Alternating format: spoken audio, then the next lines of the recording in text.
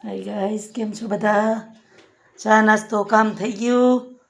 તો હવે હાલો ખાવાનું બનાવવાનું. નવરા થઈ ગયા, કચરા પોતાને ઠામડા લુગડાને બધું કરી લીધું. અને જો કપડાં બપડા ધોવાઈ ગયા, કામ બધું થઈ ગયું. એલી હવે જો કપડાની દોરીઓ ભરાઈ ગઈ. અને હવે છે ને રસોઈ કરવાની. અને એક કામ મૂકીને બીજું કામ કરવાનું છે.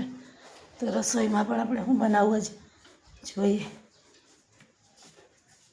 જો વટાણા સુધાર્યા છે, સુધાર્યાનો કહે છે ને, વટાણા ફોયલા છે, રીંગણા સુધાર્યા છે, એમાં પાણી નાખવાનું બાકી છે. અને હજી બટેટા તો રહી ગયા સુધારવાના, બટેટા સુધારવાના છે.